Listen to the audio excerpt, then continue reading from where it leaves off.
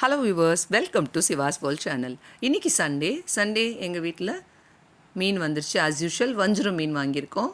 இதை நல்லா வாஷ் பண்ணி எடுத்துகிட்டு வறுக்கிறதுக்கு தனியாகவும் குழம்பு வைக்கிறதுக்கு தனியாகவும் பிரித்து எடுத்தாச்சு. வறுக்கிற மீனில் நான் இன்னும் மசாலா ஆட் பண்ணல, தனியாக எடுத்து வச்சுருக்கேன்.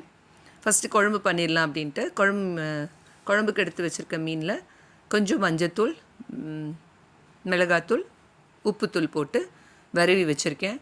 தலையை எடுத்து வச்சுருக்கேன். எதுவும் க்ளீன் பண்ணணும்.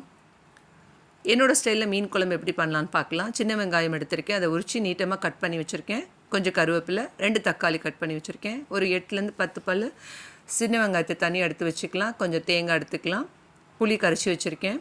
புளி கரைச்ச தண்ணியில் 1/2 ஸ்பூன் மஞ்சத்தூள், 1 ஸ்பூன் மிளகாத்தூள், 2 ஸ்பூன் மல்லித்தூள் போட்டுக்கலாம். இது நல்லா கரைச்சி விட்டுட்டு தேவையான அளவு உப்பையும் போட்டு கரைச்சி வச்சுக்கலாம்.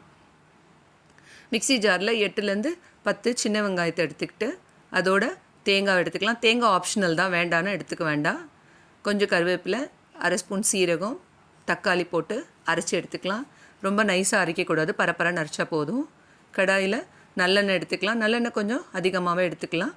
கடுகு பொரிஞ்சு வந்தவுடனே வெந்தயம் போட்டு கட் பண்ணி வச்சுருக்க வெங்காயம், கருவேப்பிலை போட்டு பொன்னிறமாக வதக்குறோம். வதங்கினதுக்கப்புறம் கரைச்சி வச்சுருக்க புளி தண்ணி, அரைச்சி வச்சுருக்கிற தேங்காய் விழுது போட்டு கொஞ்சம் தண்ணி ஆட் பண்ணிக்கலாம்.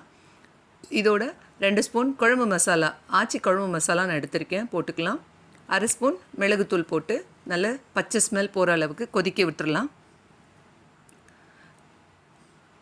பச்சை ஸ்மெல் போனதுக்கப்புறம் மீன் துண்டுகளை அதில் போட்டு 5 நிமிஷம் மூடி வச்சிடலாம். 5 நிமிஷத்தில் மீன் நல்லா வெந்துடும். மீன் குழம்பு ரெடி ஆகிடுச்சு. இப்போது கருவேப்பிலையை போட்டு கொஞ்சம் தேங்காய் எண்ணெய் விட்டு இறக்கி பரிமாறினோன்னா டேஸ்டியான மணக்கிற சுவையான மீன் குழம்பு ரெடி. மீன் குழம்பு இது மாதிரி செஞ்சு பாருங்கள். மீன் வறுவல் ரெடி ஆயிடுச்சு. சூடான வடித்த சாதத்தோடு இந்த சுவையான மீன் குழம்பை போட்டு சாப்பிட்டு பார்த்தீங்கன்னா செம்மையாக இருக்கும். மீன் வறுவலோடு சாப்பிட்லாம். இதே மாதிரி மீன் குழம்பு நீங்களும் ட்ரை பண்ணி பார்த்துட்டு எப்படி இருக்குது அப்படின்னு கமெண்ட் பாக்ஸில் போடுங்க.